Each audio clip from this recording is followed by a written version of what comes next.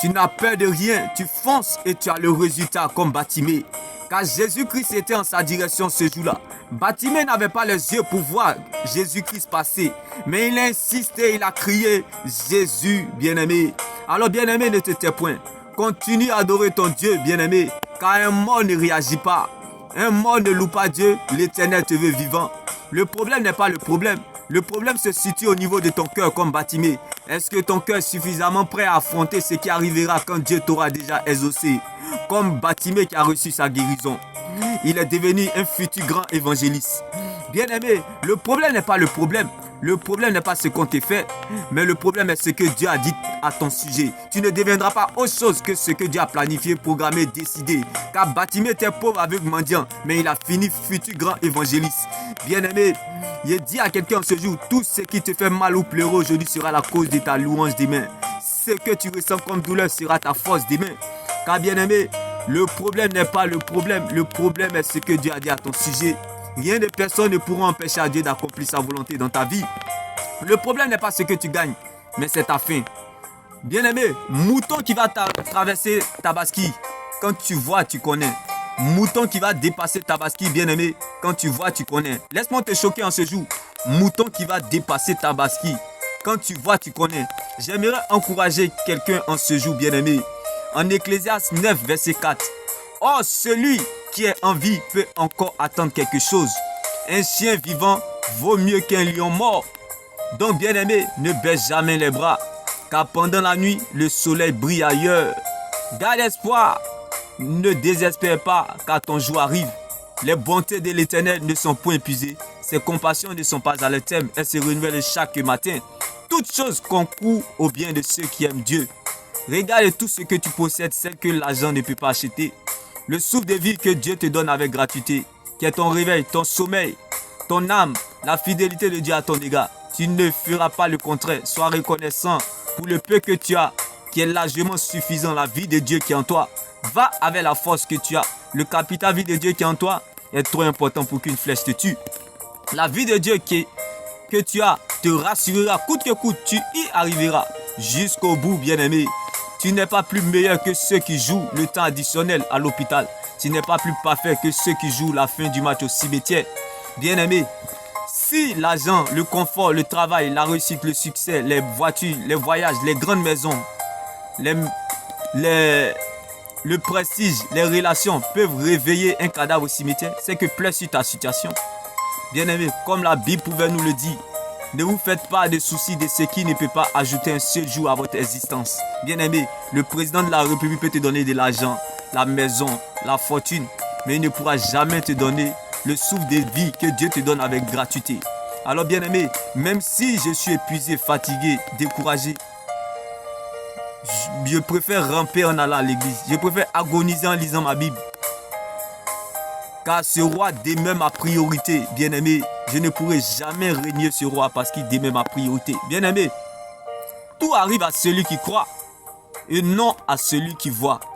Voir, ce n'est pas de la croyance, mais c'est du fétichisme.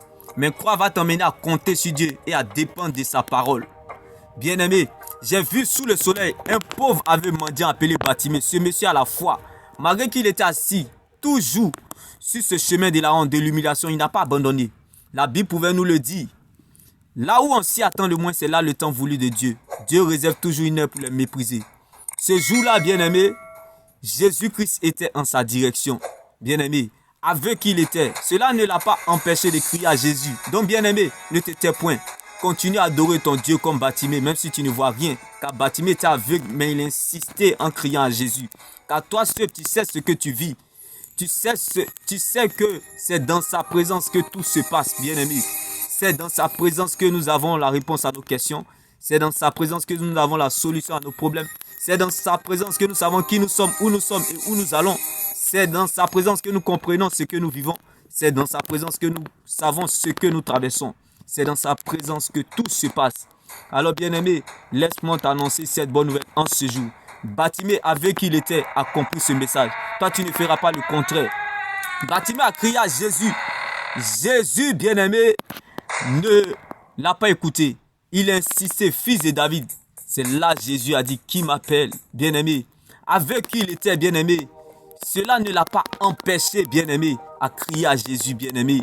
Alors ne te tais point, continue à adorer ton Dieu. Car Bartimée a crié à Jésus, Jésus ne l'a pas répondu. Parce que Jésus, c'était la connaissance que Bartimée avait de Jésus. Mais il a insisté, il a dit, fils de David. Bartimée est arrivé à la révélation de qui est Christ. Bien-aimé, la Bible pouvait nous le dire. Les fruits que nous recherchons pour notre liberté dépendent de notre relation avec Dieu. C'est de notre relation avec Dieu que découle tout le reste. Bien-aimé, cherchez premièrement le royaume des cieux et tout sa justice. Et tout sera donné par-dessus tout. Et c'est là, Jésus s'est retourné et a dit, qui m'appelle, appelez-le, amenez-le moi. Bien-aimé, comme Bartimée, affectionnons-nous aux choses d'en haut, aux choses célestes. Car la connaissance sauve, mais la révélation transforme. L'ignorance tue, mais la connaissance libère. La lettre tue, mais l'esprit vivifie. Bien-aimé, les fruits que nous recherchons pour notre liberté, comme je l'ai dit tout à l'heure, dépendent de notre relation avec Dieu, car c'est de notre relation avec Dieu que découle tout le reste. Comme l'histoire de Bartimée en face de Jésus ce jour-là sur le chemin de Jéricho. Je ne sais pas pour toi, je ne connais pas ta situation, je ne sais pas là où tu te situes. Même si le Seigneur ne t'a encore rien dit, mais je sais que tu dois garder ce qu'il t'a dit. Trembler ne veut pas dire que tu as perdu espoir, mais c'est l'ADN pour te faire avancer. Bien-aimé, si Jésus a consolé Bartimée, c'est que Dieu te consolera aussi, bien-aimé.